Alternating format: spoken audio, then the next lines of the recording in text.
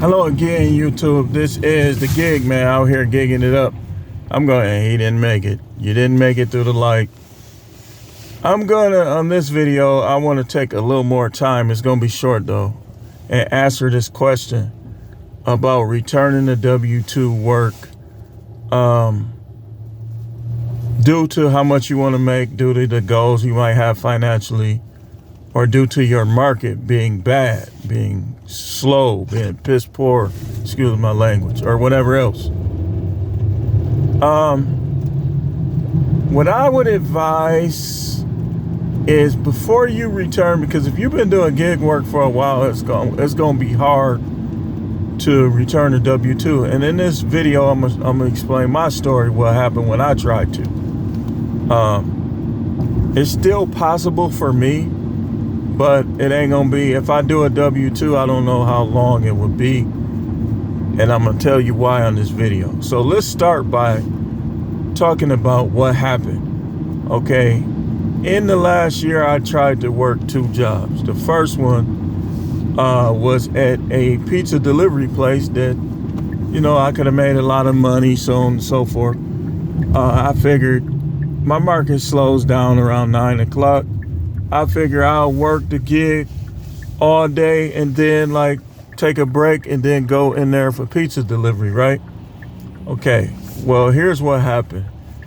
The guy wasn't the worst guy, but what he was doing, he was really annoying me because he was turning the deliveries off and giving them to DoorDashers. Even though I'm a DoorDash, I'm like, if that's the case, I could just do DoorDash then.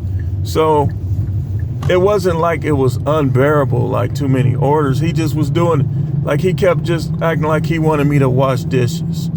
Just wash dishes. I'm thinking I'm not here to wash dishes. I'm here for them tips. I'm sniffing for tips. And this guy, he just basically ended up washing all these dishes instead of doing runs. So after I got tired of him doing it a couple days, he did it. When he wasn't there, the guy just would let me run everything. I was making hundreds of dollars. I would make hundreds from DoorDash, then I'd go there at night and make hundreds more. As soon as he started coming in, he was the one that hired me. All of a sudden, I'm just doing dishes, so I quit.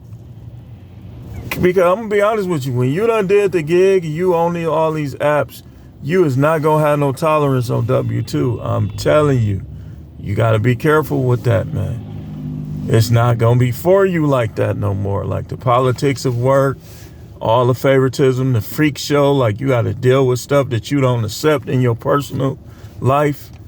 And just everything, just having all this accountability where you gotta come back from break at a certain time, you gotta be there on time, the stress of being on time, all of that, it's gonna be hard for you. The second job, I quit because of favoritism, and here's what happened. So,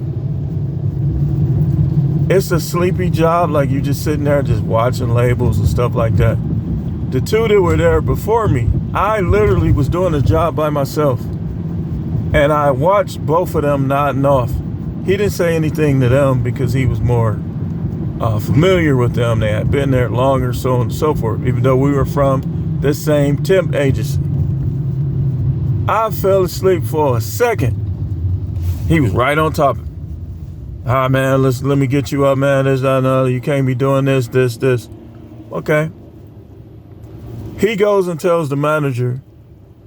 The manager start asking all these personal questions why are you, he's wondering why you so sleepy, this, that. I was offended because I was up the night before with situations with my kids, and I made it to work on time and I was working, but I kind of nodded off.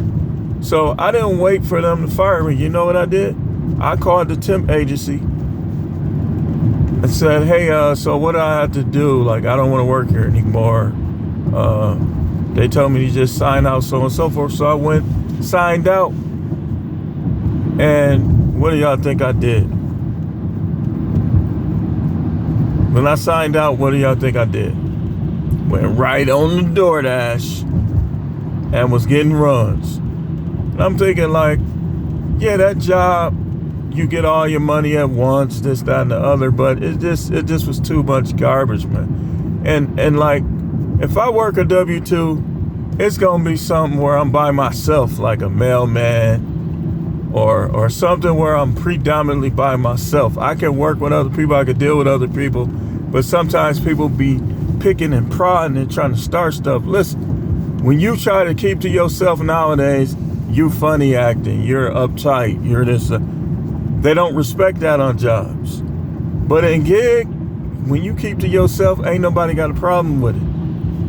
Nobody got a problem with it. It don't matter.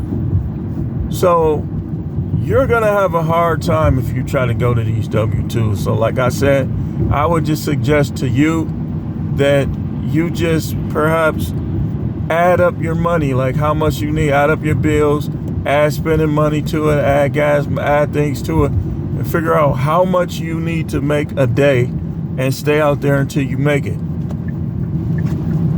That's what I would suggest. But anyway, because of the goldfish mindset, I'm gonna cut this video short, y'all. This is the gig man out here gigging it up, getting ready, getting close to my drop off for DoorDash. I think it's 6:50. It was going 5.5, but sometimes more navigatable routes I take. Thanks for watching.